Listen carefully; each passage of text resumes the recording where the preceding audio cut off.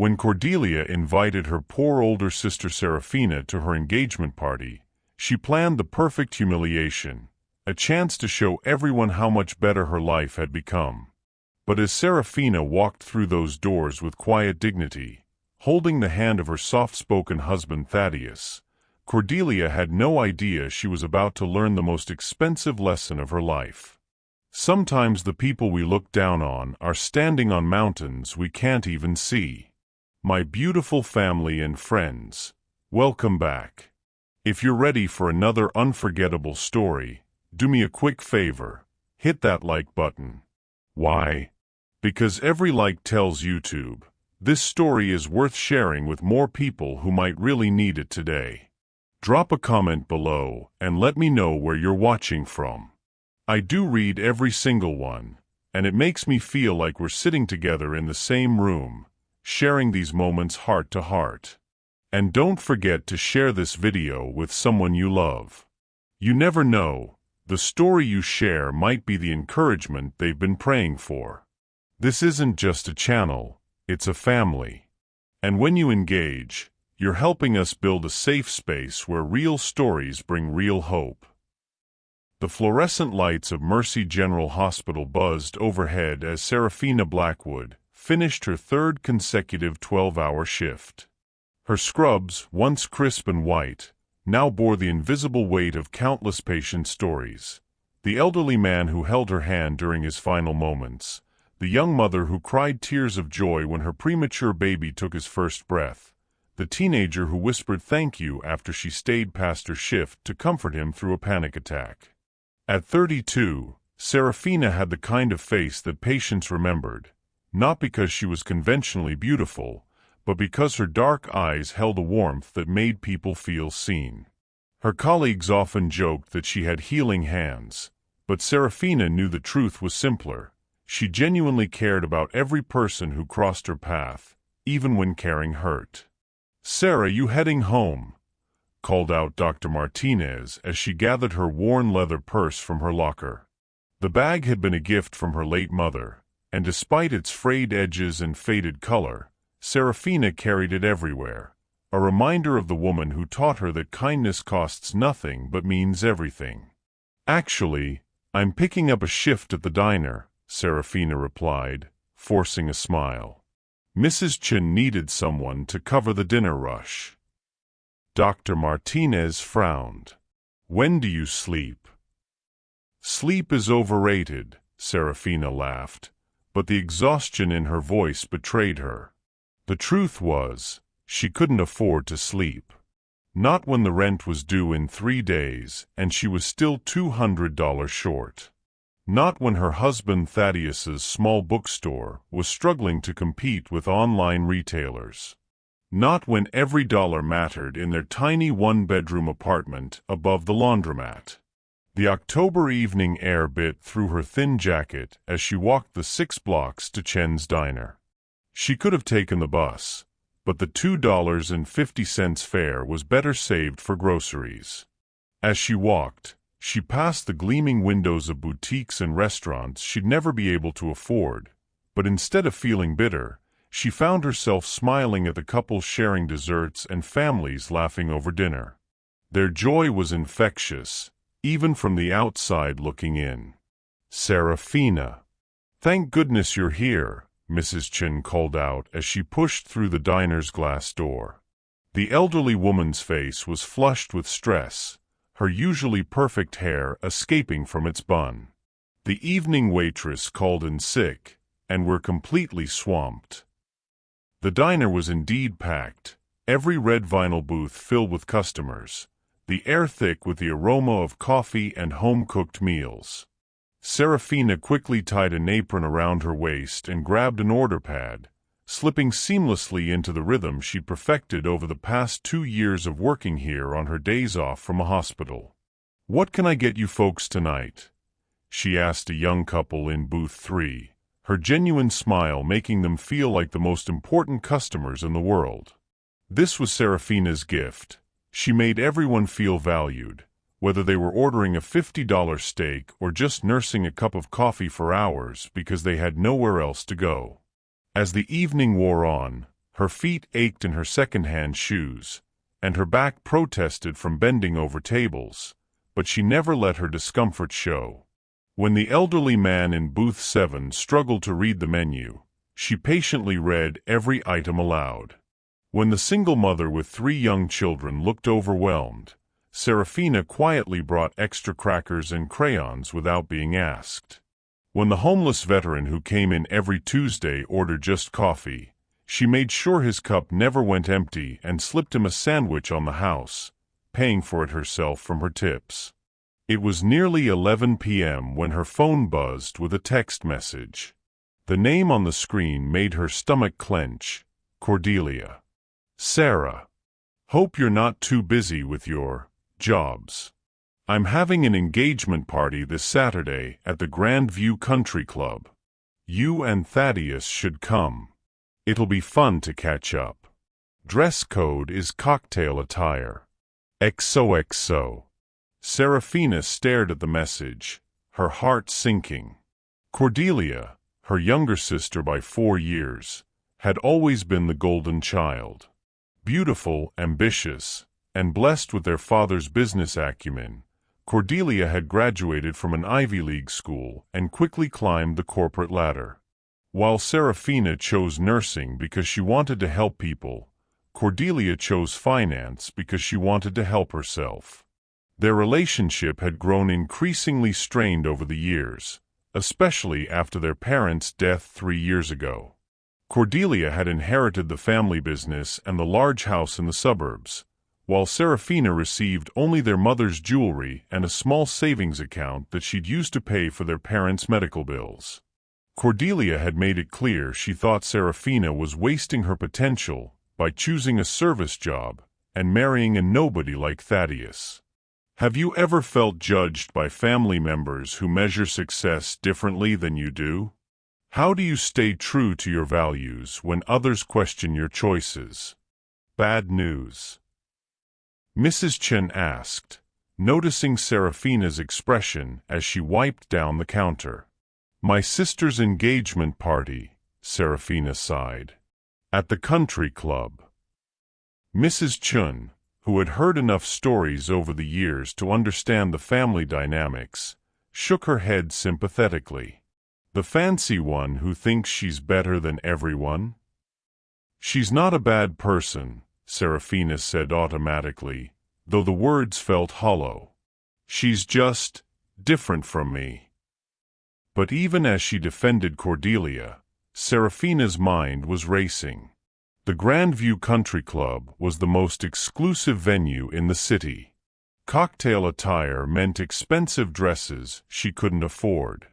And knowing Cordelia, this invitation wasn't about reconciliation, it was about showing off.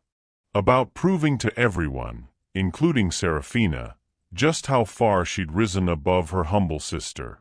The last customer left at 11:30, and Seraphina helped Mrs. Chun close up the diner. Her tips for the evening totaled $47, not bad for a Tuesday night, but still not enough to bridge the gap between her income and her expenses. As she walked home through the quiet streets, she thought about Thaddeus, probably still awake in their tiny apartment, reading by the dim light of their one good lamp because they were trying to keep the electricity bill down. Thaddeus Ashworth was nothing like the men Cordelia dated, wealthy, flashy, and obsessed with status. He was quiet, thoughtful, and completely content with their simple life.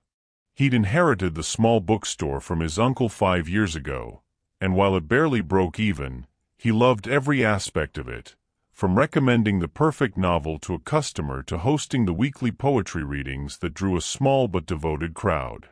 When Seraphina had met him 4 years ago, she'd been immediately drawn to his gentle nature and the way he listened, really listened, when people spoke. He was the kind of man who remembered your favorite book, who noticed when you'd had a hard day, who could make you laugh with a perfectly timed joke or comfort you with just the right words. In a world that often felt harsh and demanding, Thaddeus was a sanctuary. Their wedding had been small, just a few friends and Mrs. Chun, who had insisted on catering the reception for free. Cordelia had been too busy to attend, sending a generic card with a $50 gift certificate to a chain restaurant.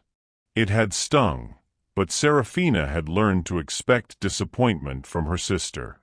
She climbed the narrow stairs to their apartment, her key turning quietly in the lock.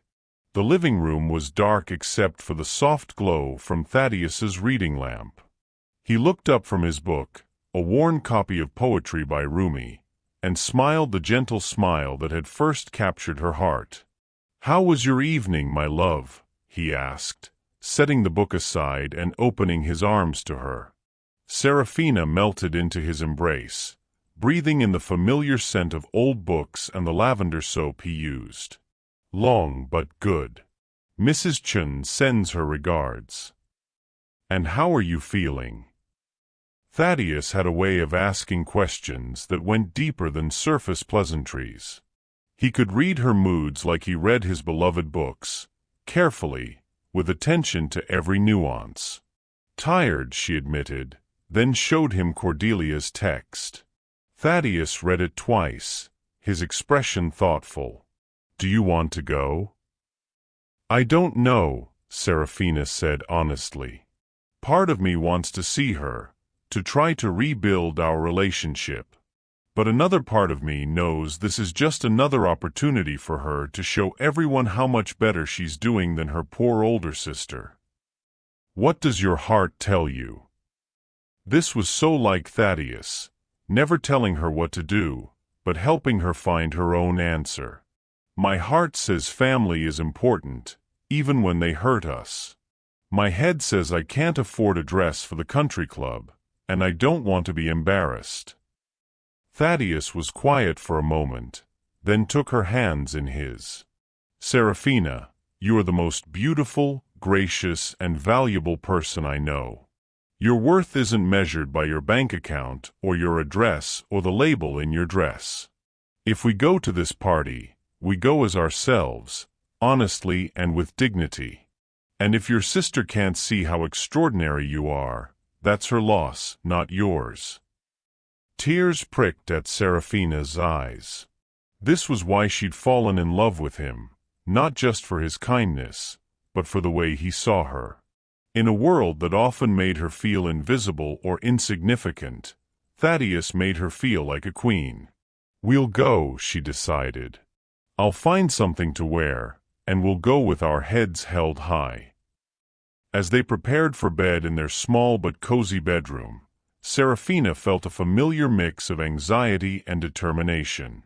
She had no idea that this decision would change everything, not just for her, but for everyone who thought they knew what true wealth really meant. When facing judgment from others, how do you find the strength to stay true to yourself? What gives you confidence when the world tries to make you feel small? Saturday evening arrived with a kind of crisp autumn air that made the wealthy neighborhoods of Grandview Heights look like something from a magazine.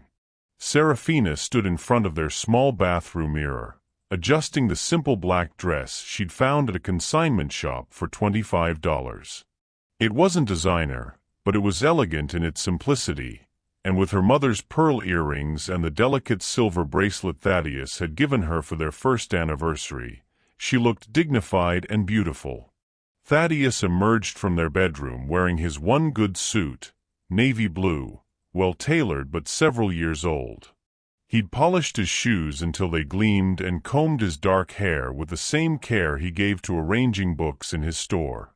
Together, they looked like what they were, good people who understood that true elegance came from within. "You look radiant," Thaddeus said, offering her his arm. "Ready to face the lions?" Seraphina laughed, despite her nerves.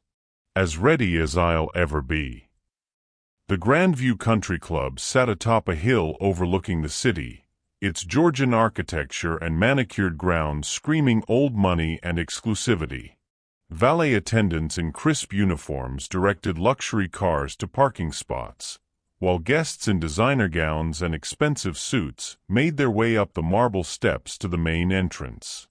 Seraphina and Thaddeus arrived by taxi, a small extravagance they decided was worth it rather than taking 2 buses and walking the final mile.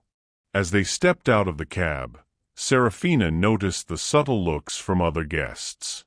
Not hostile, exactly, but appraising. The kind of looks that said, "Do you belong here?"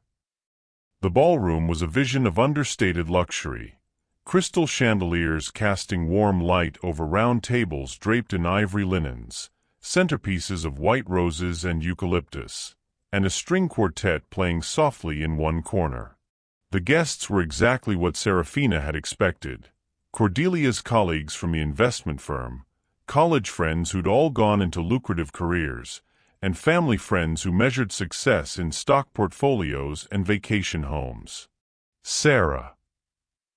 Cordelia's voice rang out across the room, and Seraphina turned to see her sister approaching with a kind of smile that looked perfect in photographs but never quite reached her eyes. Cordelia looked stunning, as always. Her golden hair was styled in an elaborate updo.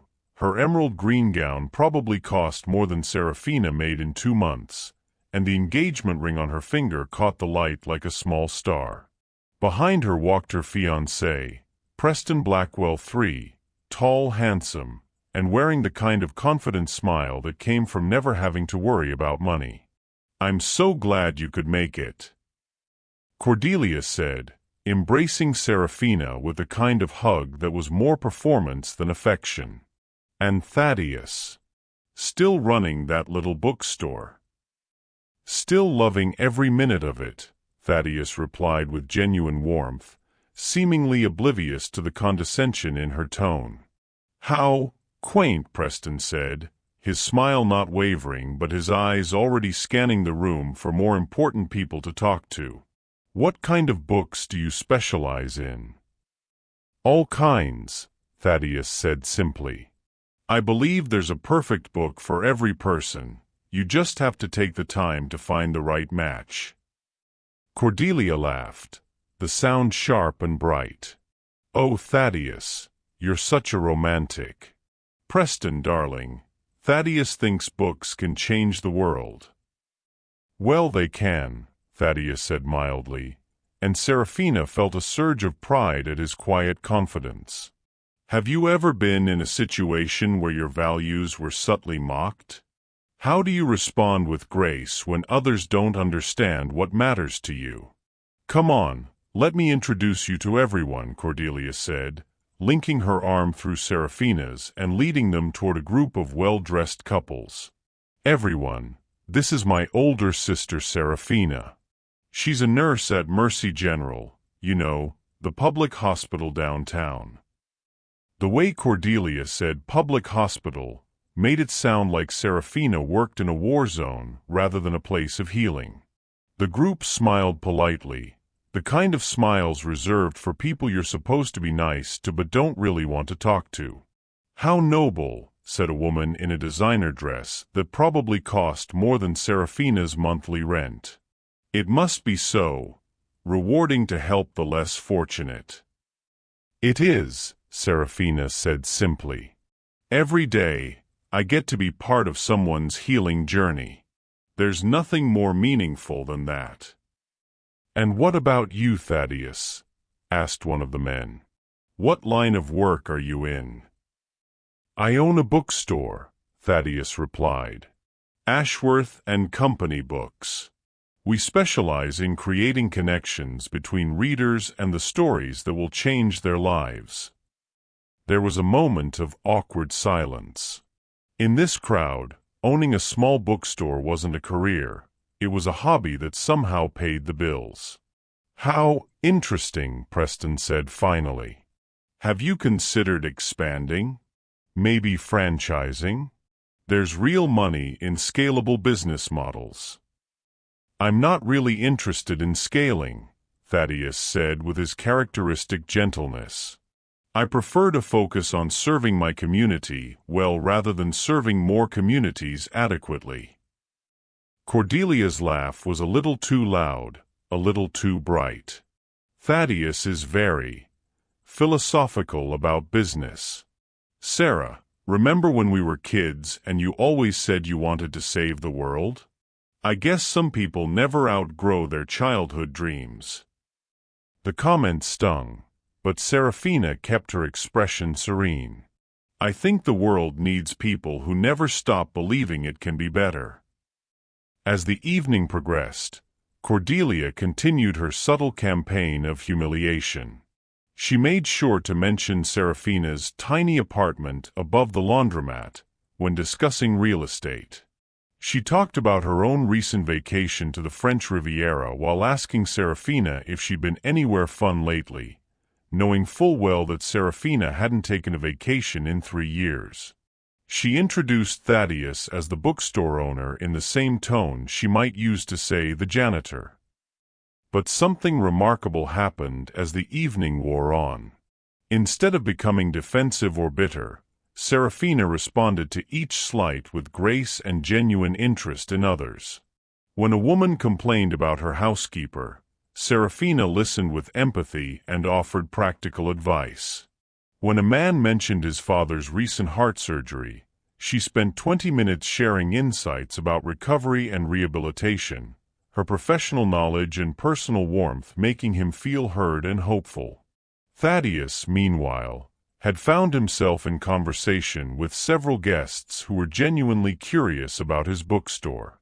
His passion for literature and his gift for matching people with books had drawn a small crowd, including Preston's elderly uncle, who turned out to be a poetry lover. "You know," the uncle said to Preston later, "your future brother-in-law is quite remarkable. He recommended a collection of Neruda that absolutely changed my perspective on love poetry. There's real wisdom in that young man." The moment that would change everything came during dinner. Seraphina was seated at a table with some of Cordelia's college friends, listening to them discuss their latest purchases and vacation plans.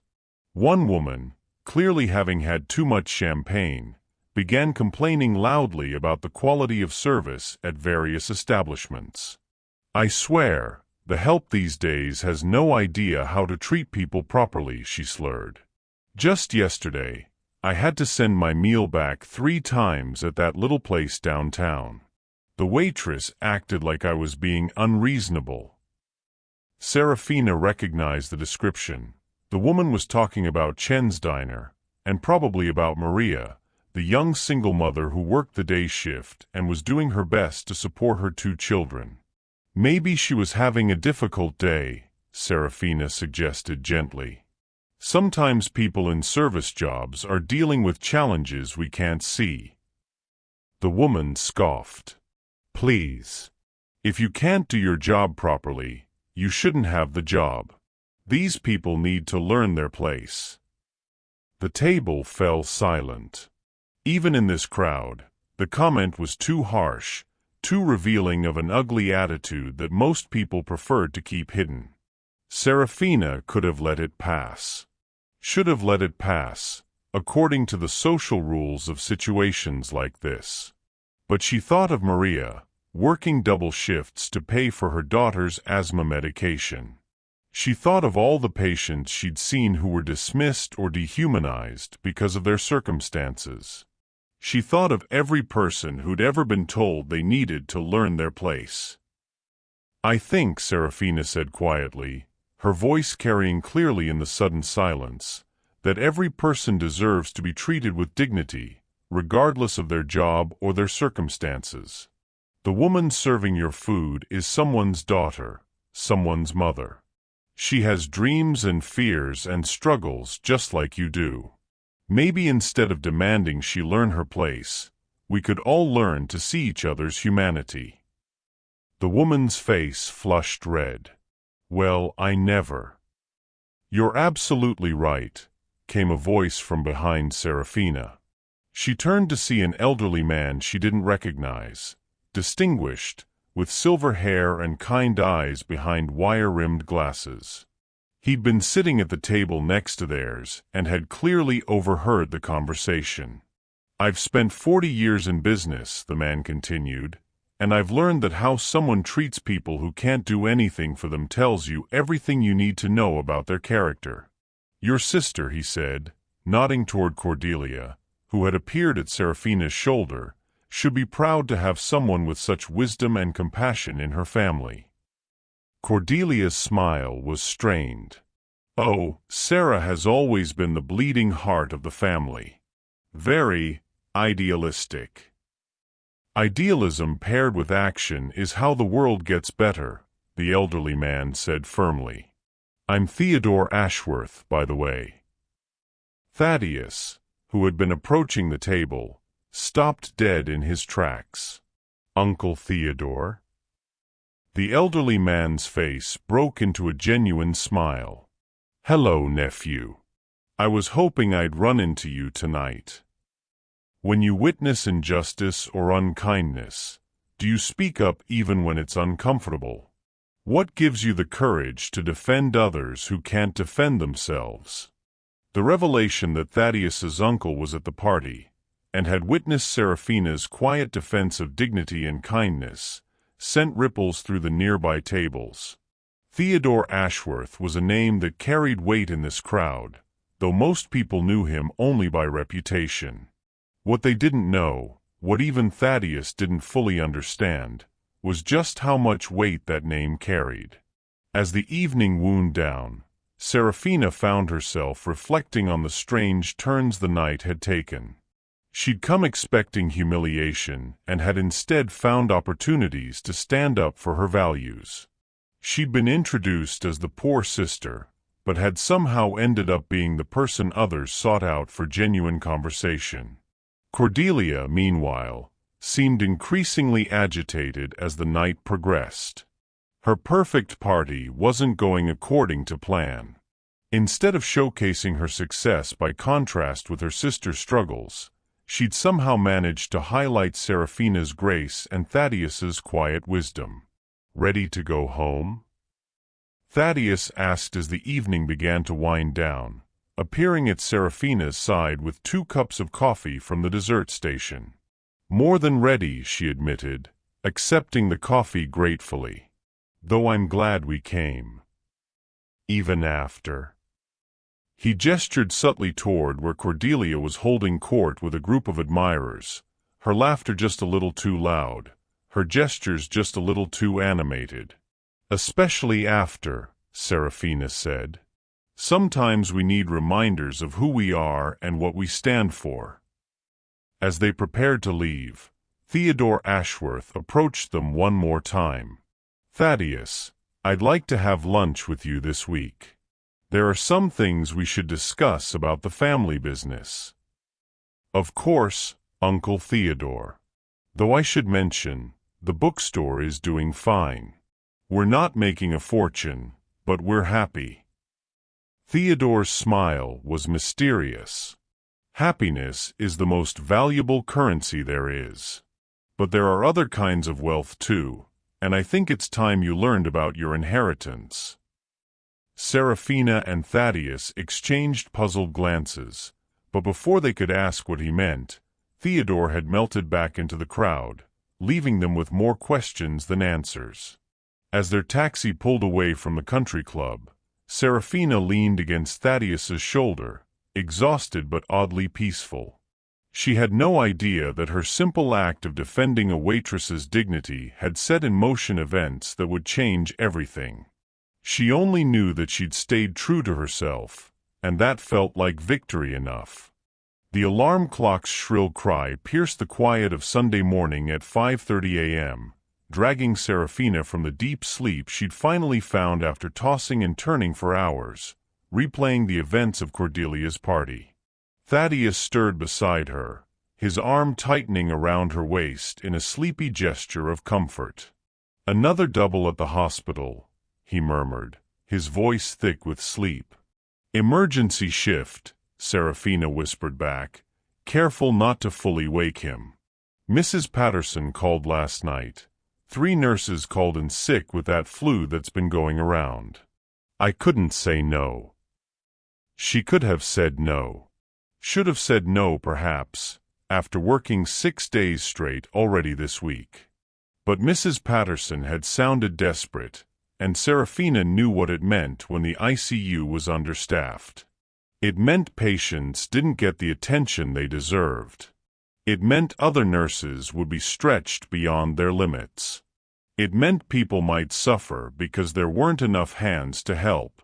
As she dressed quietly in the pre-dawn darkness, Seraphina's mind drifted back to the previous evening. The way Cordelia had introduced her as just a nurse still stung, but it was Theodore Ashworth's words that lingered. How someone treats people who can't do anything for them tells you everything you need to know about their character.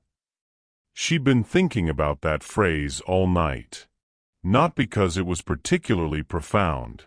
She'd always believed in treating everyone with dignity, but because of the way he'd said it. There had been something in his eyes, a kind of recognition that went deeper than polite agreement with her defense of the waitress. The October morning was bitter cold, and Seraphina pulled her thin coat tighter as she walked to the bus stop. The $2.50 for bus fare was money they couldn't really spare, but the hospital was too far to walk, and she needed to save her energy for the 12-hour shift ahead. As she waited in the dim light of the street lamp, she noticed she wasn't alone. An elderly homeless man sat on the bench, his shopping cart filled with his worldly possessions, a thin blanket wrapped around his shoulders. "Morning, Harold," she said softly, recognizing him from her regular commute.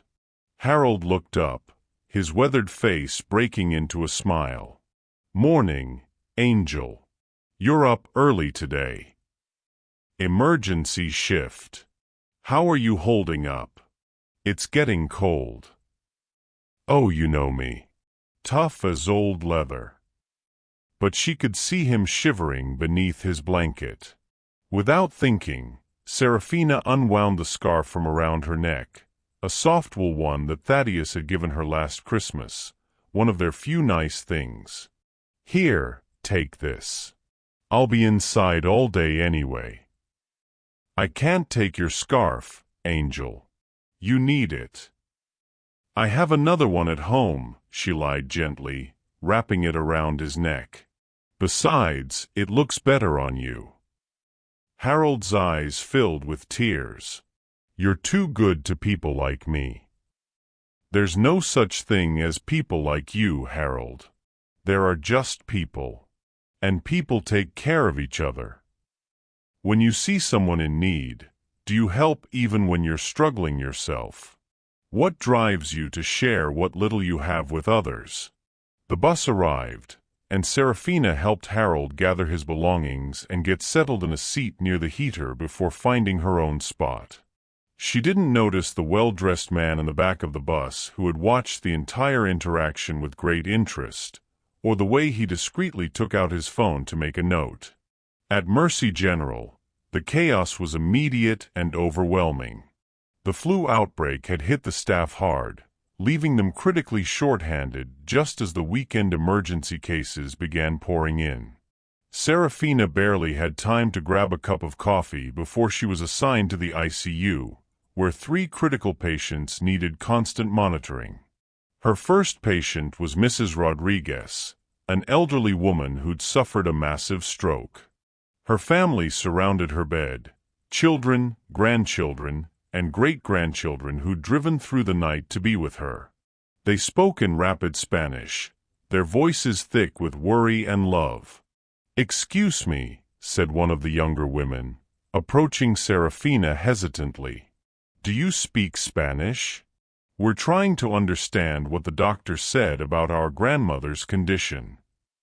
Seraphina's Spanish was limited to what she'd picked up working in the hospital, but she sat down with the family anyway, using simple words, gestures, and her tablet to translate medical terms.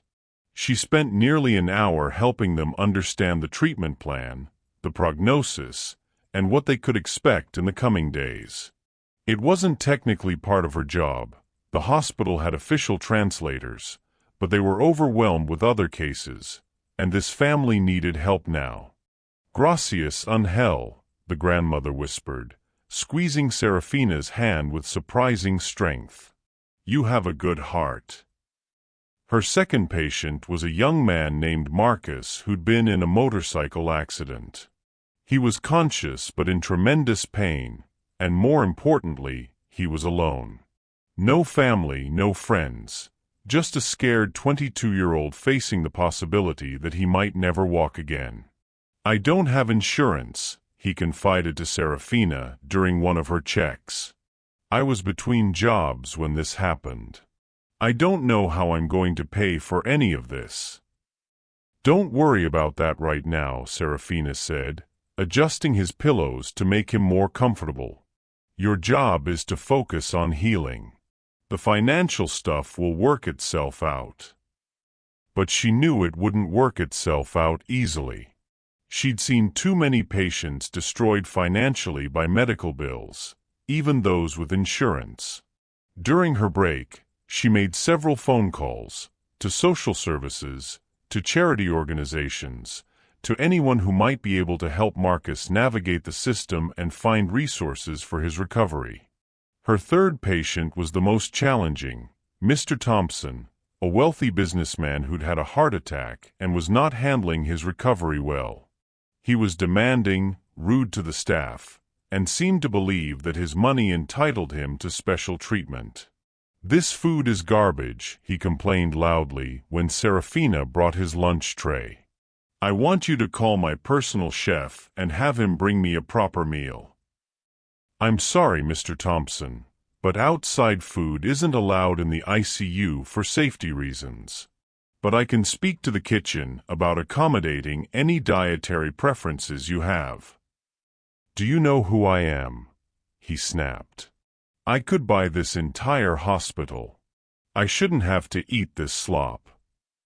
Seraphina took a deep breath, remembering her mother's words, "Hurt people hurt people." When someone is cruel, it usually means they're scared. "You're right, Mr. Thompson. You shouldn't have to eat food you don't like when you're trying to recover. Let me see what I can do." She spent her own money to buy him a sandwich from a hospital's cafe, one that was closer to what he was used to, and brought it back with a genuine smile. "Why are you being nice to me?" he asked, his voice softer now. "I've been horrible to you." "Because you're scared," Seraphina said simply. "And when people are scared, they need kindness, not judgment." For the first time since his admission, Mr. Thompson's eyes filled with tears. "I am scared. I've never been sick before. I don't know how to be vulnerable." "None of us do," Seraphina said, pulling up a chair. "But you don't have to figure it out alone. How do you respond when someone treats you poorly? Can you see past their behavior to the fear or pain that might be driving it?" What Seraphina didn't know was that Mr. Thompson was Theodore Ashworth's business partner, and that Theodore had asked him to observe how the hospital staff treated patients. What she also didn't know was that Theodore himself had been quietly visiting the hospital all week, not as a patient but as a potential donor, watching how the staff interacted with people from all walks of life. He'd seen her give her scarf to Harold on the bus. He'd watched her spend her break time making phone calls for Marcus. He'd observed her patience with Mr. Thompson's rudeness and her genuine care for Mrs. Rodriguez's family. Each act of kindness, each moment of grace under pressure, each choice to put others' needs before her own comfort, Theodore had witnessed it all. Meanwhile, at Ashworth and Company Books, Thaddeus was having his own challenging day. The store was busier than usual for a Sunday, but not in a good way. A pipe had burst in the basement overnight, flooding the storage area where he kept his rare book collection and damaging nearly $3,000 worth of inventory. Money they didn't have to replace. "I'm so sorry, Mr. Ashworth," said the plumber, surveying the damage. The pipe was old, probably original to the building. This kind of thing happens in these older structures. Thaddeus stood in the ankle-deep water, looking at the soggy remains of first-edition novels and signed poetry collections, and felt his heart break a little. Not just for the financial loss, though that was devastating, but for the books themselves. Each one had been carefully chosen, lovingly maintained, waiting for the right reader to discover it. "Can any of them be saved?" he asked. The plumber shrugged. "Maybe a few, if you get them dried out quickly. But most of this." He gestured at the floating books. "I'm afraid they're goners." Thaddeus spent the rest of the day trying to salvage what he could, carefully separating books that might be saved from those that were beyond hope. His insurance would cover some of the loss, but not all of it, and certainly not quickly enough to prevent serious financial hardship. As he worked, customers continued to come in, and Thaddeus served them with his usual warmth and attention, never mentioning the disaster unfolding in the basement. When Mrs. Chun stopped by to browse the poetry section, he recommended a new collection that he thought she'd enjoy. When a young father came in looking for books to help his daughter with her fear of the dark, Thaddeus spent 20 minutes finding the perfect stories and refused to accept payment. "You've helped my family so much over the years," the father protested. "Let me pay for these." "The books want to be read," Thaddeus said with a smile that didn't quite hide his exhaustion. "That's payment enough." What he didn't know was that Theodore Ashworth had been watching this interaction from across the street, having followed up on his nephew's bookstore after their brief encounter at the party. He'd seen Thaddeus's kindness to customers, his genuine love for books and reading, and his grace under pressure even while dealing with a crisis.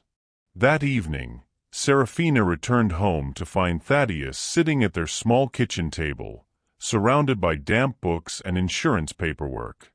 The sight of him, shoulders slumped with exhaustion, his usually neat hair disheveled, his gentle hands carefully turning the pages of a water-damaged novel, made her heart ache.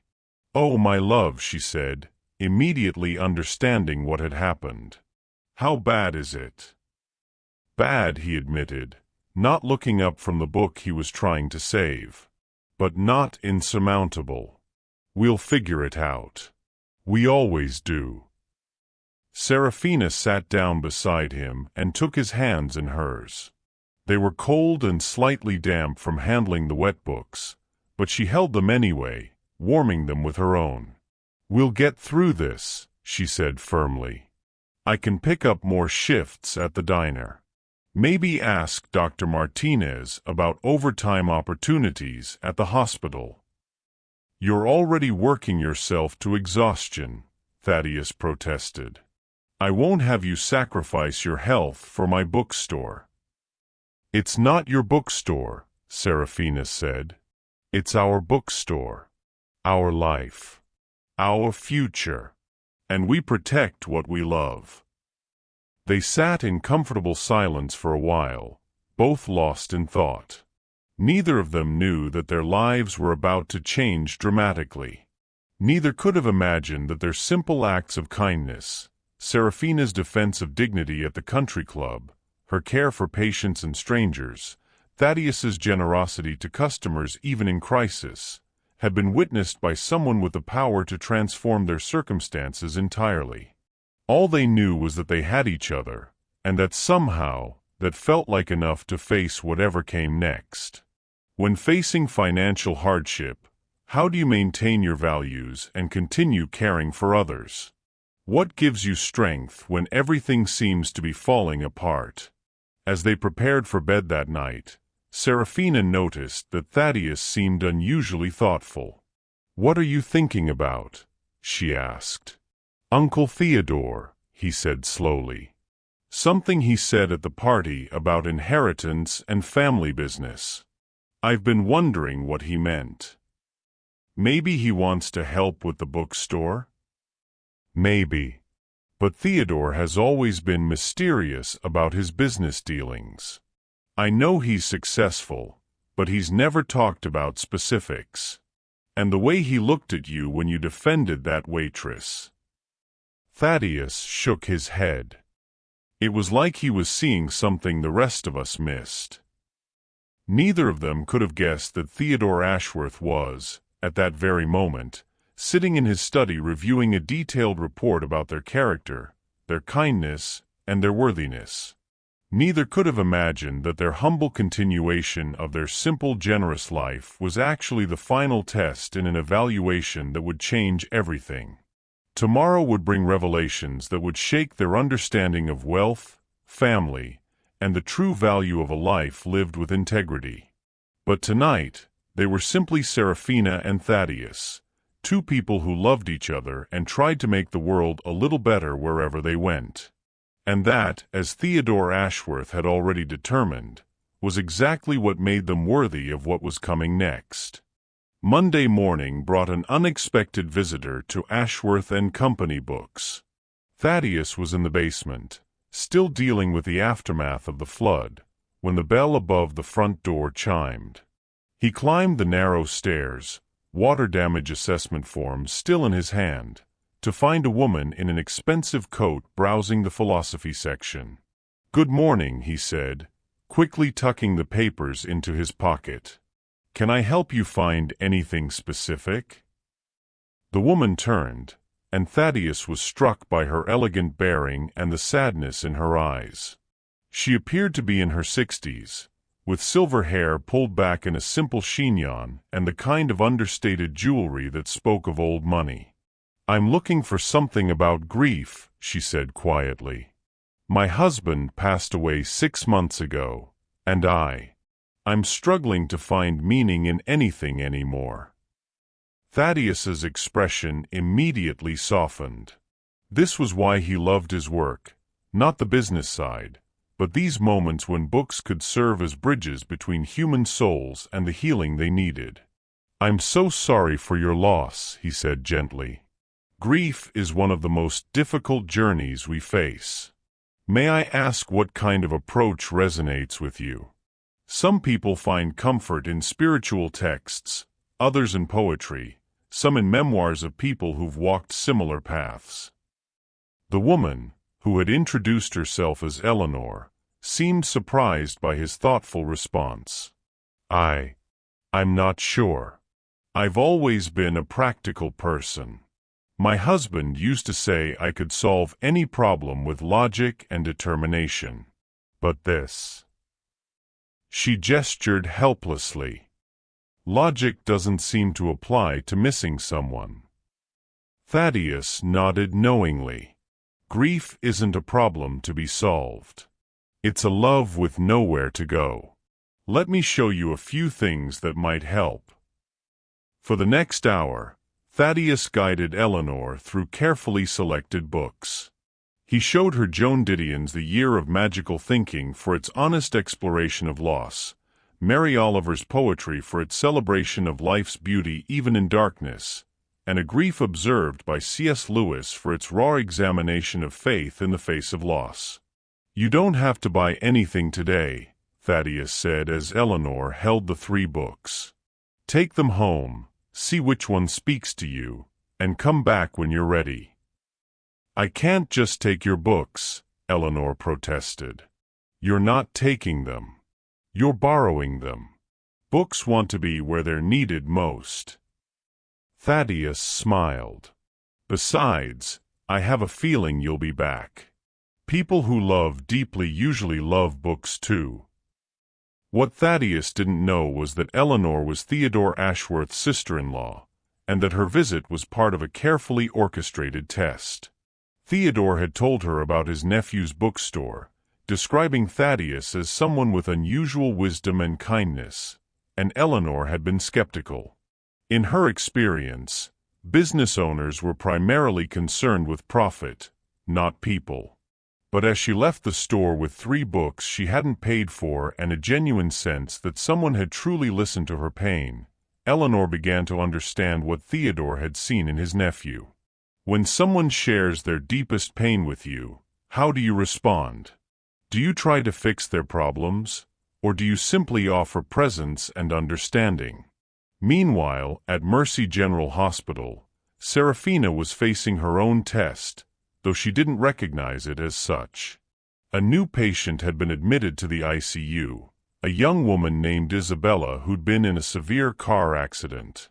She was conscious but facing the possibility of permanent paralysis, and her family was struggling with both the emotional and financial implications of her condition.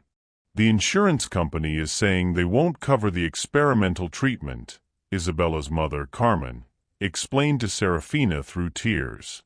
"They say it's not proven effective enough. But it's her only chance to walk again." Seraphina had seen this scenario too many times. Families forced to choose between hope and financial ruin. Insurance companies more concerned with profit margins than human lives. Officially, there was nothing she could do. Nurses weren't supposed to get involved in insurance disputes or financial matters. But Seraphina had never been good at staying within official boundaries when people were suffering. "Let me make some calls," she told Carmen. "I know some people who might be able to help." During her lunch break, Seraphina spent her own time researching Isabella's condition, contacting advocacy groups, and reaching out to every resource she could think of. She discovered that there was a foundation that sometimes funded experimental treatments for young people with spinal injuries, but the application process was complex and the deadline was in 3 days. "I can help you fill out the paperwork," Seraphina offered, even though it meant giving up her days off to navigate the bureaucratic maze. What she didn't know was that the foundation she'd contacted was one of several charitable organizations quietly funded by Theodore Ashworth, and that her call had been immediately flagged for his attention. He'd been watching her for days now, documenting her consistent pattern of going above and beyond for patients, regardless of their ability to pay or their social status. The test that would prove most revealing came on Wednesday evening. Seraphina was walking home from her shift at the diner when she witnessed an accident. An elderly man had fallen on the icy sidewalk outside an upscale restaurant, and while several well-dressed patrons had gathered to watch, no one was actually helping. "Someone should call 911, one woman said, but she made no move to do so herself. "I hope he's not seriously hurt," said a man in an expensive suit, but he kept his distance as if poverty might be contagious. Seraphina immediately knelt beside the fallen man, her nursing training taking over. He was conscious but disoriented, with a possible head injury and definitely a broken wrist. She called 911 herself, then stayed with him, keeping him calm and still until the paramedics arrived. "What's your name, sir?" she asked gently. "Walter," he whispered. "Walter Morrison. I was just trying to get to the shelter before they closed for the night." "You're going to be okay, Walter. The ambulance is coming, and they'll take good care of you." "I don't have insurance," he said, panic creeping into his voice. "I can't afford a hospital." "Don't worry about that now," Seraphina said firmly. "Your health is what matters. Everything else can be figured out later." She rode with him in the ambulance, even though it meant she'd be late getting home to Thaddeus. At the hospital, she stayed until Walter was stable and had been admitted for observation. She also made sure the social worker was contacted to help him navigate his options for care and recovery. What Seraphina didn't notice was the well-dressed man who'd been dining at the restaurant when Walter fell. He'd watched the entire scene unfold, had seen how the other patrons reacted versus how she'd responded. He'd followed the ambulance to the hospital and observed her staying with a homeless stranger until he was safe. The man was Theodore Ashworth, and this had been the most important test of all. When you see someone in crisis, do you step forward to help or wait for someone else to take action? What drives you to get involved when it would be easier to walk away?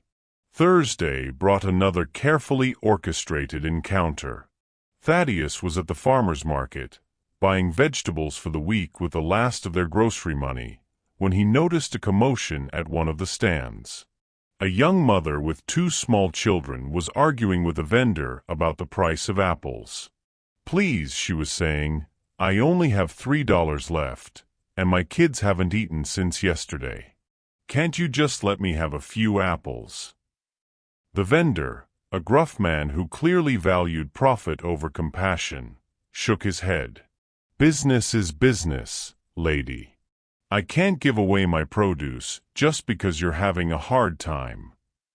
Thaddeus watched the scene unfold, his heart breaking for the mother's obvious desperation and the children's confused faces. He looked at the money in his own wallet, barely enough for their own groceries for the week, and made a decision that Seraphina would have been proud of. "Excuse me," he said, approaching the stand. "I'd like to buy a bag of apples, please. The good ones." He paid for the apples, then turned to the young mother. "These are for you and your children. And here," he added, handing her the rest of his grocery money, "get them something more substantial to eat." "I can't take your money," the woman protested, tears streaming down her face. "You're not taking it," Thaddeus said gently, echoing the words he'd used with Eleanor about the books. "You're accepting help from someone who's been where you are. We all need help sometimes." As the woman gathered her children and headed toward the food stands, Thaddeus realized he'd just given away their grocery money for the week. He'd have to tell Seraphina they'd be eating rice and beans until his next payment from a customer came through. But looking at the relief on that mother's face, he knew he'd made the right choice. What he didn't see was Theodore Ashworth, who'd been watching from across the market, having followed his nephew there as part of his ongoing observation. Theodore had witnessed the entire interaction, had seen Thaddeus give away money he clearly couldn't afford to spare, had watched him choose compassion over his own comfort without a moment's hesitation. That evening, Theodore sat in his study, reviewing the reports from his week of testing. The private investigator he'd hired had documented every act of kindness, every moment of grace under pressure, every choice to put others' needs first. The picture that emerged was of two people who lived their values consistently, regardless of the cost to themselves. Seraphina had given her scarf to a homeless man, spent her own time helping patients navigate bureaucracy, stayed with a stranger until he was safe, and defended the dignity of service workers even when it made her uncomfortable. She'd done all of this while working multiple jobs to make ends meet, never complaining, never asking for recognition. Thaddeus had given away books to grieving customers, spent hours helping people find exactly what they needed, given his grocery money to a hungry family, and maintained his kindness and generosity even while facing his own financial crisis. He'd done all of this while his business was literally flooding, never letting his own stress affect his treatment of others. Theodore had been testing them, but they'd been simply living their lives, lives characterized by an almost unconscious generosity of spirit that had nothing to do with their bank account and everything to do with their character. He picked up his phone and dialed a number. "James? It's Theodore. I need you to prepare the inheritance documents." "Yes, I'm sure. I've found exactly what I was looking for." "How do you maintain your generosity when you're struggling financially? What motivates you to help others even when you need help yourself?" Friday morning brought an unexpected phone call to the bookstore. Thaddeus answered on the third ring, balancing the phone between his shoulder and ear while he continued sorting through water-damaged inventory. "Ashworth and Company Books, this is Thaddeus." "Mr. Ashworth? This is James Patterson from Patterson, Wells and Associates. I'm calling on behalf of your uncle, Theodore Ashworth.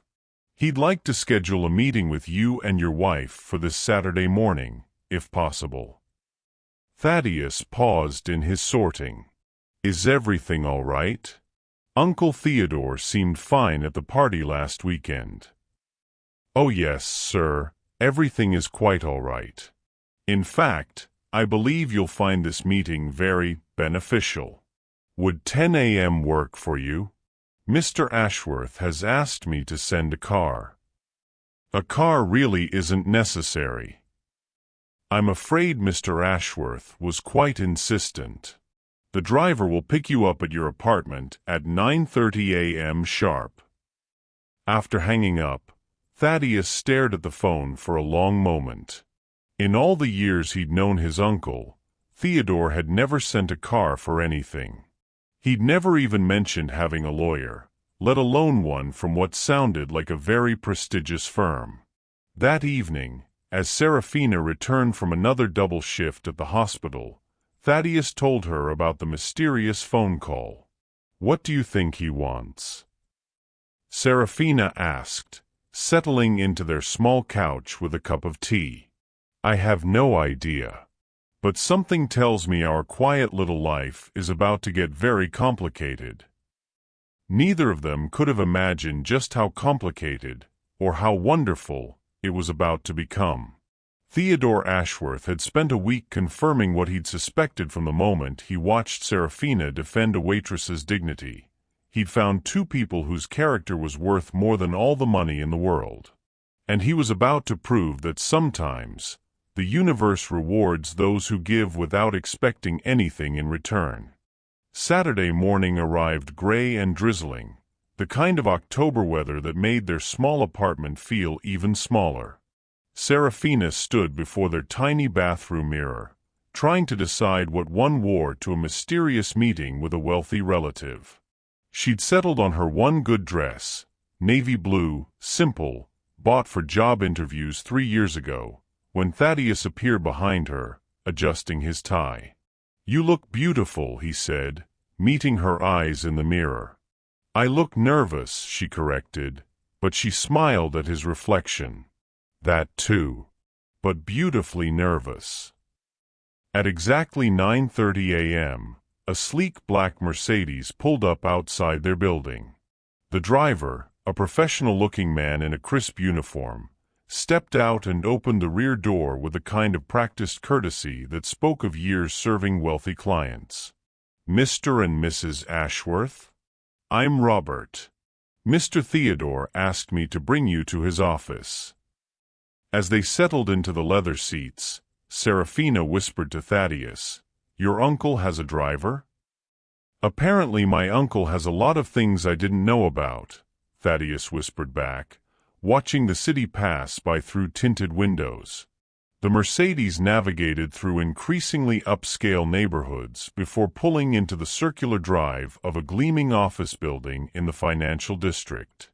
The nameplate by the entrance read Ashworth Industries, in understated bronze letters. Ashworth Industries. Seraphina murmured as they walked through the marble lobby past abstract sculptures and fresh flower arrangements that probably cost more than their monthly rent. "I've never heard Uncle Theodore mention any company," Thaddeus said, equally bewildered. The elevator whisked them to the top floor, where James Patterson, a distinguished man in his 50s with kind eyes behind wire-rimmed glasses, greeted them personally. "Mr. and Mrs. Ashworth, welcome. Theodore is waiting for you in his office. Can I offer you coffee? Tea?" They were led through a reception area that felt more like a luxury hotel than a business office, then down a hallway lined with original artwork. When James opened the final door, they found themselves in a corner office with floor-to-ceiling windows offering a panoramic view of the city. Theodore Ashworth rose from behind a mahogany desk that looked like it belonged in a museum, but his smile was the same warm one they'd seen at Cordelia's party. He was dressed casually, khakis and a sweater, as if trying to offset the intimidating grandeur of his surroundings. "Thaddeus, Seraphina, thank you for coming. Please, sit down. James, could you give us some privacy?" As the lawyer left, closing the door behind him, Theodore moved to join them in the seating area. Comfortable leather chairs arranged around a coffee table that held a simple arrangement of books and family photos. "I imagine you're wondering why I asked you here," Theodore began, settling into his chair with the careful movements of someone who'd learned to be mindful of others' comfort. "The thought had crossed our minds," Thaddeus said dryly, and Theodore chuckled. "Your father always had that same dry wit." He used to say the Ashworth men were born with more questions than answers. Theodore's expression grew more serious. What I'm about to tell you might come as a shock, so I hope you'll bear with me. He reached for one of the photo frames on the coffee table and handed it to Thaddeus. It showed two young men, clearly brothers, standing in front of what looked like a small bookstore. That's your father, Marcus, and me, about 40 years ago. We were partners then, in business and in dreams. We'd inherited this little bookstore from our father, and we had big plans to expand it into something special. Thaddeus studied the photo, seeing his father's familiar smile in the younger face. Dad never told me you were business partners. Because we weren't, for very long. I wanted to expand aggressively. Chain stores, online sales, corporate partnerships. Your father wanted to keep it small, personal, focused on the community. We couldn't agree, so we made a decision. I bought out his half of the business and went my way. He kept the original store and went his. Theodore stood and walked to the windows, his hands clasped behind his back. I thought I was the smart one. I built an empire, real estate, publishing, technology, retail. Ashworth Industries became one of the largest private companies in the country. I made more money than I could spend in 10 lifetimes. Have you ever had to choose between financial success and personal values? What happens when family members take different paths toward their definition of success? And Dad? Thaddeus asked quietly. Your father kept that little bookstore.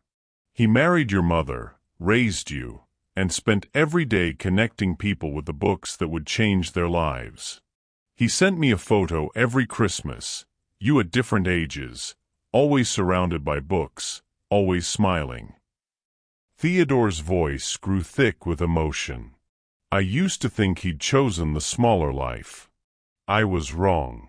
He'd chosen the richer one. Seraphina reached for Thaddeus's hand, feeling the weight of this revelation settling over them. When your father died 5 years ago, Theodore continued, I realized I'd spent 40 years building a fortune but forgetting to build relationships. I had money but no family. Success but no legacy that mattered. I came to his funeral, you know. Stood in the back, watched hundreds of people whose lives he'd touched come to pay their respects. I didn't see you there, Thaddeus said. I didn't want to intrude. But I watched you give the eulogy, saw how you talked about books the same way he did, like they were living things that could heal the world. And I knew then that Marcus had left behind something more valuable than any business empire, a son who understood what really mattered. Theodore returned to his seat, his eyes bright with unshed tears. I've been watching you, Thaddeus. Not in a creepy way, he added quickly, but from a distance. I knew about your bookstore, about your marriage to Seraphina, but I didn't really know who you were until last weekend. The party, Seraphina said, understanding beginning to dawn. The party. When I watched you defend that waitress, Seraphina, I saw something I'd been searching for my entire adult life. Genuine goodness that expects nothing in return. And when I talked to Thaddeus about books, I heard my brother's voice, his passion, his belief that stories could change the world. Theodore leaned forward, his expression intense. This past week, I've been observing you both. I know that sounds intrusive, and I apologize for that, but I had to be sure. Sure of what? Thaddeus asked. That you were who I hoped you were. That the kindness I witnessed wasn't an act, but a way of life. Theodore smiled. You passed every test I could devise, though you didn't know you were being tested.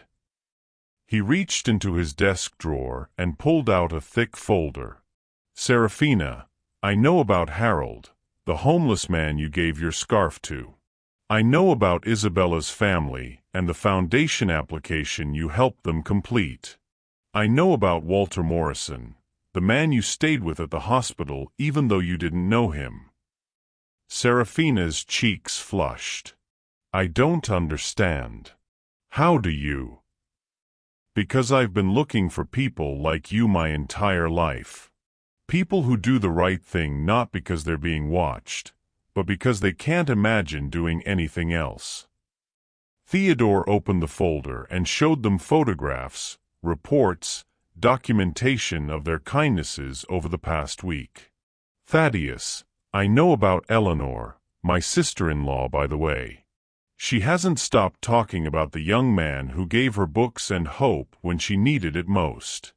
I know about the mother at the farmer's market, the children you fed with your grocery money. How would you feel if you discovered someone had been watching your acts of kindness? Does knowing you're observed change how you treat others? The room fell silent except for the soft sound of rain against the windows. Seraphina felt overwhelmed, not just by the revelation of Theodore's wealth, but by the intimate knowledge he had of their private moments of compassion. Why? She asked finally. Why were you watching us? Theodore's expression grew distant, as if he were looking into the past. Because I'm 78 years old, and I've spent the last 30 years trying to figure out how to give away a fortune responsibly. I've donated to charities, funded foundations, built hospitals and schools. But I've always wondered, what would happen if I found people who embodied the values I wished I'd never lost, and gave them the resources to change the world? He stood again, this time walking to a wall of bookshelves that Thaddeus hadn't noticed before. Every shelf was filled with volumes from independent bookstores, small publishers, local authors. I've been looking for my brother's legacy, Theodore said simply. Not his DNA, but his values. His belief that small acts of kindness can create ripple effects that change everything. I thought I might find it in you, Thaddeus, because you're his son. But what I found was even better. What's that? Thaddeus asked. I found two people who live those values every day, without fanfare, without recognition, without reward. I found the daughter-in-law Marcus never got to meet, but would have loved like his own child. Theodore looked at Seraphina with such warmth that she felt tears spring to her eyes. I found a family. The weight of this revelation settled over them like a blanket. Seraphina thought of all the time she'd felt invisible, unimportant, just another struggling nurse in a system that didn't value her contributions. To learn that someone with resources and influence, had been watching and had seen worth in her daily choices felt almost surreal. There's more, Theodore said gently. About your background, Seraphina. I hope you'll forgive me, but I had to understand what shaped you into the person you are. Seraphina stiffened. Her childhood wasn't something she talked about, even with Thaddeus. I know about your parents' illness, Theodore continued softly. How you postponed college to take care of them. How you worked 3 jobs while finishing nursing school so Cordelia could focus on her education. How you used your inheritance to pay their medical bills while Cordelia used hers to buy a house. The old pain flared in Seraphina's chest. That's not. I mean, Cordelia needed to learn responsibility, and instead she learned entitlement, Theodore said firmly but not unkindly. You, on the other hand, learned to sacrifice for others. You learned that love sometimes means giving until it hurts. Thaddeus squeezed his wife's hand, understanding now why she'd never wanted to talk about her relationship with her sister, why she'd been so nervous about the party. Your parents were proud of both daughters, Theodore continued, but they worried about Cordelia's selfishness and Seraphina's selflessness. They knew you'd give away your last dollar to help someone else, and they were both grateful and concerned about that generosity. "How could you possibly know that?" Seraphina whispered. Theodore smiled sadly. "Because your mother wrote to my brother. She knew about our estrangement, but she also knew Marcus's character. When your father was diagnosed, she reached out, asking if Marcus knew of any resources that might help with the medical expenses. She mentioned both of you in her letter, how proud she was of Cordelia's ambition, how worried she was about Seraphina's tendency to sacrifice herself for others." He pulled another document from his folder, a letter in faded ink on cream-colored paper. "Marcus wrote back offering to help with the expenses, but your mother politely declined. She did ask him for one favor, though. If anything ever happened to her and your father, would he keep an eye on you? She was worried that without parents to protect you from your own generosity, you might give everything away and leave yourself with nothing." Seraphina's vision blurred with tears. "She never told me she wrote to anyone. She didn't want to burden you. But Marcus honored her request in his own way. He followed your career, knew about your marriage to me, understood that you were exactly the kind of person your mother hoped you'd become." Theodore's voice was thick with emotion. "When he died, that responsibility passed to me. And I've been failing at it for 5 years, watching from a distance while you struggled financially, working multiple jobs, giving away what little you had." "You weren't failing," Thaddeus said quietly. "You were waiting for the right time. Maybe. Or maybe I was just scared that if I revealed myself too soon, you'd think I was just another wealthy relative trying to buy your affection." Theodore looked at both of them seriously. "What I'm about to offer you isn't charity. It's not even generosity. It's justice, giving resources to people who will use them the way they should be used. If you discovered that your acts of kindness had been observed and were about to be rewarded, how would that feel? Would it change your motivation for helping others?" The room fell quiet again as the full weight of Theodore's words settled over them. Seraphina felt as if she were standing on the edge of a cliff, about to step into a completely different life. But the hand holding hers, Thaddeus's steady, warm grip, anchored her to who she was, regardless of what might be about to change. "What exactly are you offering?" Thaddeus asked, his voice carefully neutral. Theodore smiled, and for the first time since they'd arrived, he looked truly relaxed. "Everything, nephew. I'm offering you everything." Theodore's offer hung in the air like a question mark, but before he could elaborate, James Patterson knocked urgently on the door. "Theodore, I'm sorry to interrupt, but there's an emergency call from Mercy General Hospital. They're asking for Seraphina specifically." Seraphina's blood ran cold. Emergency calls at the hospital usually meant one thing: a crisis that required all hands on deck, often involving mass casualties or system failures. "I have to go," she said, standing immediately. The conversation about inheritance and family legacies suddenly seemed distant compared to the immediate need of patients who might be suffering. "Of course," Theodore said, but his admiration for her priorities was clear in his voice. "Robert can drive you." "That's not necessary.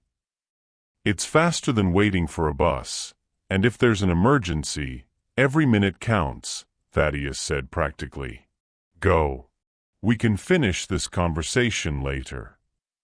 20 minutes later, Seraphina rushed through the doors of Mercy General to find controlled chaos. Dr. Martinez met her at the nurses' station, his face grim. "Chemical leak at the Morrison Industrial Plant," he said quickly. 37 workers exposed, 15 in critical condition. "We're the designated trauma center, and we're already overwhelmed. I know it's your day off, but—" "I'm here," Seraphina said simply, already heading toward the locker room to change into scrubs. What do you need? The next 6 hours passed in a blur of controlled medical chaos. Seraphina worked alongside the other nurses, treating patients with chemical burns, respiratory distress, and various degrees of toxic exposure.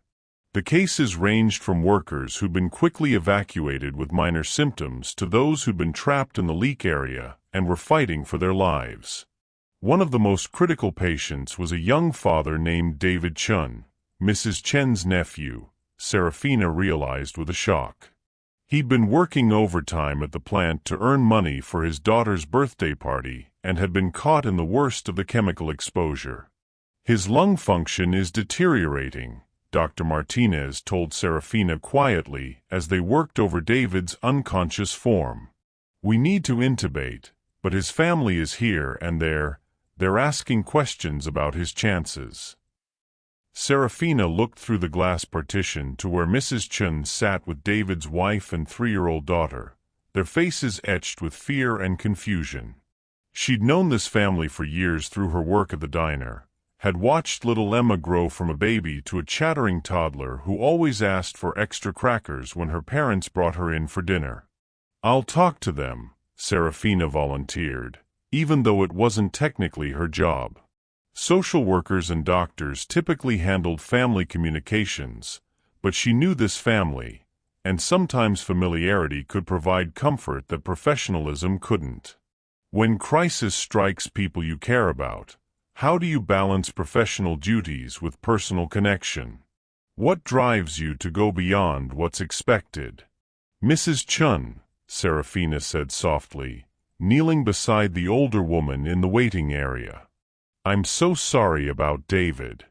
We're doing everything we can for him. Mrs. Chun looked up with red-rimmed eyes. Seraphina? Oh, thank God. Someone who knows us. The doctors, they use such big words, and we don't understand. How bad is he? Seraphina took Mrs. Chen's hands in hers, feeling the weight of being the bridge between medical reality and family hope. He's very sick, Mrs. Chun. The chemicals damaged his lungs, and we need to help him breathe with a machine for a while. But David is young and strong, and we have excellent doctors working with him. Will he be okay? David's wife, Lynn, asked desperately. Emma keeps asking for her daddy. Seraphina looked at the 3-year-old, who was curled up in her grandmother's lap, sucking her thumb, a habit she'd outgrown months ago but had returned to in her distress. I can't make promises about outcomes, Seraphina said honestly, but I can promise that David has the best possible care. And I can promise that whether it's day or night, if you need anything, information, comfort, someone to explain what's happening, you can ask for me. Okay. As she spoke, Seraphina became aware of a commotion in the hallway. Raised voices, the sound of someone arguing with hospital security.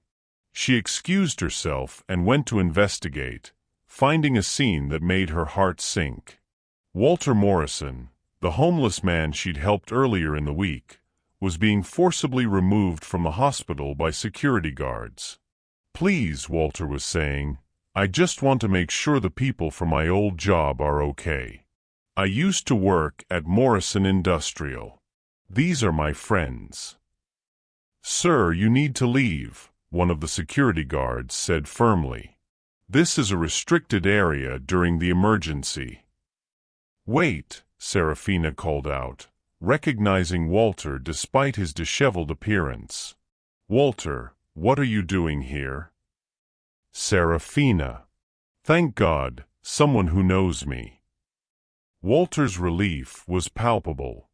I heard about the accident at my old plant. I know those workers. I trained half of them before I lost my job. I just wanted to help somehow. The security guard looked skeptical. Ma'am, this gentleman doesn't have any identification, and we can't have unauthorized people in the hospital during an emergency." Seraphina looked at Walter, really looked at him. Beneath the worn clothes and the effects of months of living on the street, she could see the man he'd once been. Dignified, caring, someone who'd built relationships with his co-workers. "He's with me," she said firmly to the security guards. "Walter, would you like to help? We need someone who knows these workers, who can help us contact their families and provide information about their medical histories." For the next several hours, Walter proved invaluable. He knew which workers had pre-existing conditions, which ones had families to notify, who lived alone and might need extra advocacy. His institutional knowledge of the plant and its workers helped the medical team provide better, more personalized care. But the real crisis came at 11 p.m., when Seraphina's supervisor, Mrs. Patterson, pulled her aside. "Seraphina, I need to talk to you about your involvement with that homeless man." "Walter? He's been incredibly helpful." "I'm sure he has. But there's been a complaint." Mrs. Patterson looked uncomfortable. One of the patient's families complained that having a vagrant involved in their loved one's care made them uncomfortable. They've threatened to file a complaint with the hospital administration. Seraphina felt her stomach drop. "A complaint about Walter specifically?" "A complaint about your judgment in involving him."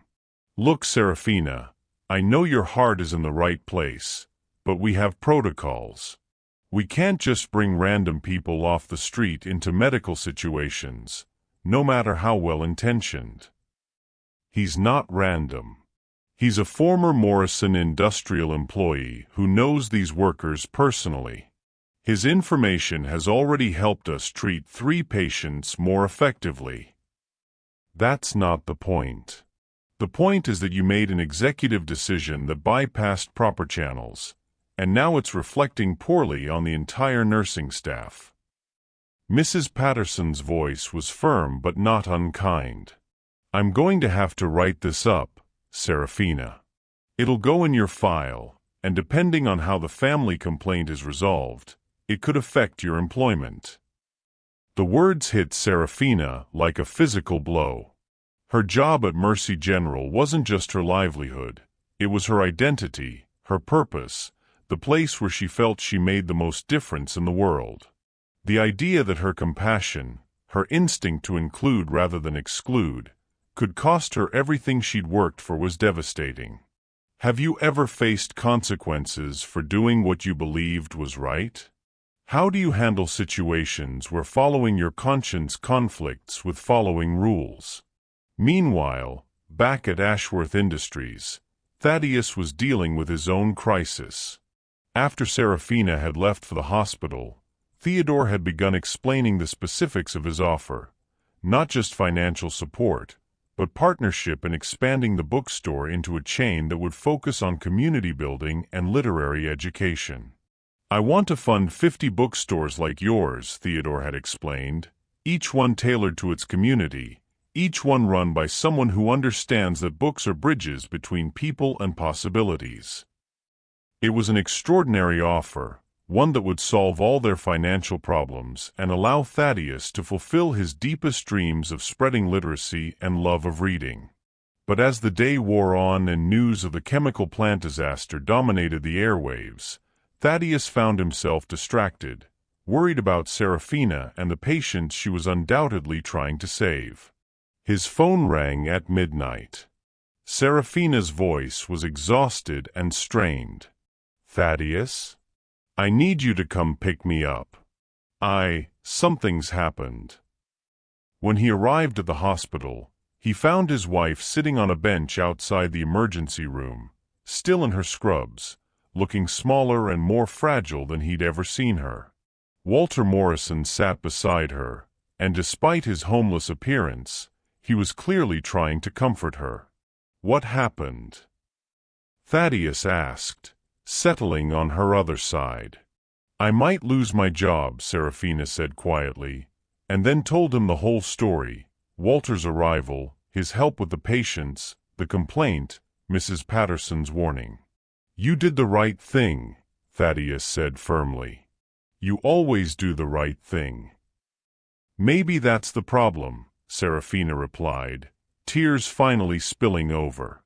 Maybe I need to learn when to follow rules instead of following my heart.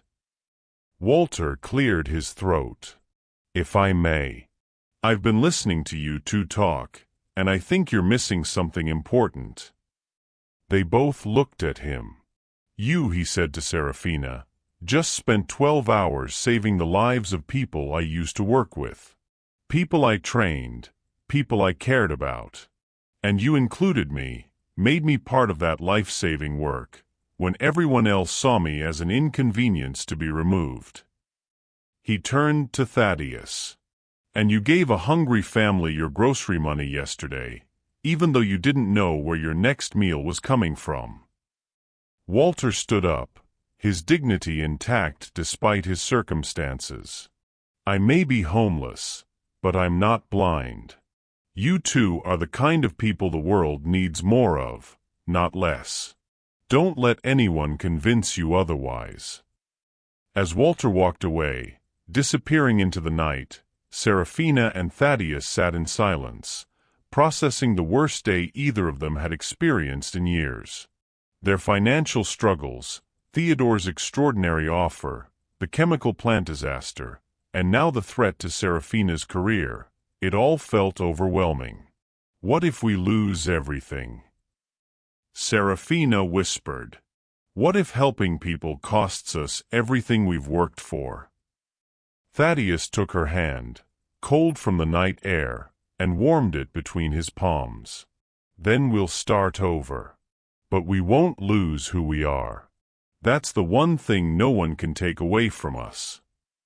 Neither of them knew that their conversation was being overheard, or that the person listening was taking notes that would change everything. Sunday morning dawned gray and cold, matching Seraphina's mood as she sat at their small kitchen table, staring at a formal letter from Mercy General Hospital. The complaint had been filed, and she was scheduled for a disciplinary hearing on Wednesday. Depending on the outcome, she could face anything from a formal reprimand to termination. I keep thinking about what Walter said, she told Thaddeus as he made coffee with their last few grounds. About not letting anyone convince us we're wrong for caring about people. Walter's right, Thaddeus said, setting a steaming mug in front of her. But that doesn't make this any less scary. The doorbell rang, surprising them both. Sunday morning visitors were rare in their building, and they weren't expecting anyone. Thaddeus opened the door to find Theodore Ashworth, but not the polished businessman from yesterday's meeting. This Theodore wore jeans, a wool sweater, and an expression of deep concern. "May I come in? I heard about what happened at the hospital." "How did you?" Seraphina began. "I have connections throughout the city," Theodore said gently, "including at Mercy General. I know about the chemical plant disaster, about Walter Morrison, about the complaint against you." He accepted their offer of coffee and settled into their small living room, somehow managing to make the space feel less cramped rather than more. "I also know," he continued, "that 3 families specifically requested that you be assigned to their loved ones' care because they'd heard you were the nurse who treated them like people, not just patients. I know that David Chen's condition stabilized significantly after you brought his family in to talk to him. And I know that Walter Morrison's information directly contributed to saving 2 lives. How do you find hope when systems and institutions punish you for doing what you believe is right? What keeps you going when compassion seems to have consequences?" Seraphina felt tears threatening again. "None of that matters if they decide I violated protocols." "It matters to me," Theodore said quietly. "And it matters to the Morrison family." The Morrison family? Theodore's expression grew serious. Seraphina, there's something I need to tell you about Walter Morrison. Something that will explain why your kindness toward him was more significant than you could have imagined. He pulled out his phone and showed them a photograph. Walter, but not as they knew him. This Walter wore a business suit, stood in front of an office building, and had the confident bearing of a successful executive. Walter Morrison was the plant manager at Morrison Industrial for 37 years. He built that facility from a small operation into one of the region's major employers. He knew every worker, every process, every safety protocol. Thaddeus leaned forward. What happened to him? 2 years ago, Walter discovered that the company's new owners were cutting safety corners to increase profits. He filed complaints with management, with regulatory agencies, with anyone who would listen. Instead of addressing the safety issues, the company fired him, destroyed his reputation, and made sure he couldn't find work anywhere in the industry. Theodore's voice grew heavy. Walter lost his house, his savings, his health insurance. His wife divorced him, unable to handle the stress of their destroyed finances. He ended up on the streets, broken by a system that punished him for trying to protect the workers he'd spent his career caring about. Seraphina felt sick. The chemical leak could have been prevented if anyone had listened to Walter 2 years ago. The safety issues he identified are exactly what led to yesterday's disaster. Theodore looked directly at Seraphina. When you defended him, when you included him in the medical response, you were giving dignity back to a man who'd sacrificed everything to protect others. The room fell silent as the implications sank in. Walter Morrison wasn't just a homeless man Seraphina had helped. He was a whistleblower whose warnings had been ignored, leading directly to the crisis that had consumed her weekend. There's more, Theodore continued. The family that filed the complaint against you? They're the Blackwells, Preston's family. They own Morrison Industrial. Seraphina's coffee mug slipped from her numb fingers, shattering on the floor. Preston? Cordelia's fiancé. The same. When Preston's family heard that Walter Morrison had been involved in treating their workers, they were furious. Not because they were concerned about the workers' welfare, but because Walter represents their biggest liability. If it comes out that they ignored his safety warnings, they could face criminal charges. Thaddeus was already reaching for paper towels to clean up the spilled coffee, but his movements were mechanical, his mind clearly reeling from these revelations. So the complaint against Seraphina is an attempt to discredit Walter Morrison by attacking the nurse who validated his knowledge and treated him with respect. Theodore's expression was grim. They're hoping that if they can get Seraphina fired for poor judgment, it will undermine Walter's credibility as a witness. When you discover that helping someone puts you in conflict with powerful interests, how do you respond? Do you protect yourself or continue advocating for what's right? Seraphina stood up abruptly, pacing to the window. Outside, she could see Harold, the homeless man she'd given her scarf to, settling onto his usual bench with a cup of coffee and what looked like a sandwich from Chen's diner. "This is bigger than just my job," she said quietly. If Walter was right about the safety issues, if his warnings could have prevented this disaster, people have a right to know. They do, Theodore agreed. But going up against the Blackwells won't be easy.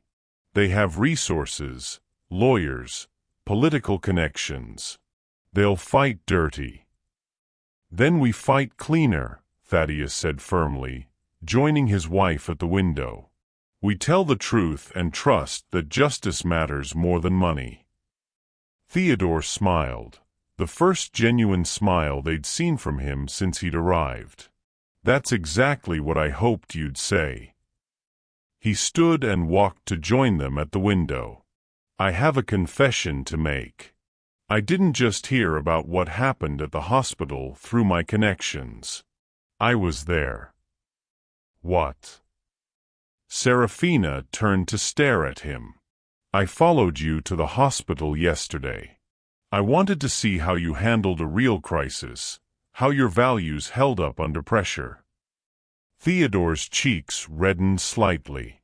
I know it was an invasion of privacy, but I had to be absolutely certain before I made you an offer that would change your lives forever. You watched the whole thing? I watched you include Walter when everyone else wanted to exclude him. I watched you comfort the Chin family when you could have focused solely on medical tasks. I watched you advocate for patients who had no advocate, fight for dignity when others wanted to impose hierarchy. Theodore's voice was thick with emotion. I watched you be exactly who your mother hoped you'd become. He reached into his jacket and pulled out a thick envelope. This isn't just about money, though there's plenty of that.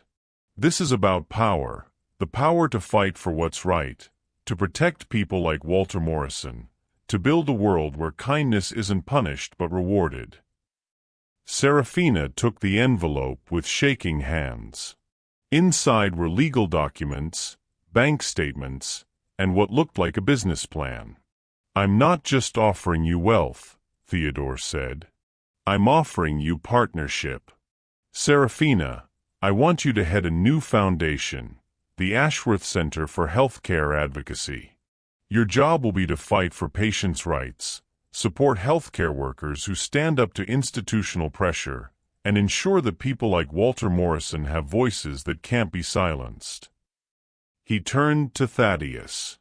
And I want you to expand the bookstore concept, but with a twist.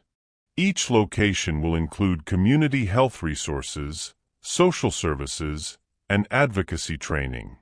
Books and social justice, literature and activism. Your father's dream evolved for the 21st century. Seraphina looked up from the documents, tears streaming down her face. This is incredible. But the hospital. We'll have to deal with the most well-funded patient advocacy organization in the country, Theodore finished. Along with the best legal team money can buy, a public relations firm that specializes in exposing corporate misconduct, and a foundation that will make Walter Morrison's story front-page news. Thaddeus laughed, the sound startling in its suddenness. You're not just offering to help us fight the system. You're offering to change it. I'm offering to give you the resources to change it. The work, the vision, the values, those come from you. Theodore's expression grew serious again. But I need you to understand what you're accepting. The Blackwells won't give up easily. Taking this stand will make you targets. Your quiet life, your anonymity, all of that ends the moment you say yes. Seraphina and Thaddeus looked at each other, a lifetime of silent communication passing between them in a few seconds. Then Seraphina smiled, the first real smile Theodore had seen from her since he'd arrived. Our quiet life was about to end anyway when I get fired on Wednesday, she said. At least this way, we get to go out fighting for something that matters. And we get to honor Walter Morrison's sacrifice, Thaddeus added. Make sure his warnings weren't in vain. Theodore nodded, his own eyes bright with unshed tears. Then welcome to the family business. The real family business, using privilege and resources to amplify the voices of people who've been silenced. As they signed the documents that would transform their lives, none of them noticed the figure watching from across the street. Cordelia Blackwell stood beside her fiancé's car, her face a mask of shock and growing rage as she realized that her poor sister had just become one of the most powerful advocates in the city. The war for justice was about to begin, and Seraphina had no idea that her first battle would be against her own family. When offered the power to fight for justice, do you take it even knowing it will make you enemies? What would you sacrifice to ensure that others don't have to suffer in silence? Thank you so much for watching this story all the way to the end. If this touched your heart, then you're going to love the next one. It's just as powerful, and even more intriguing than you can imagine. So don't stop here. Check out more videos on my channel and continue the journey. I'll be waiting for you on the other side of that story. See you there.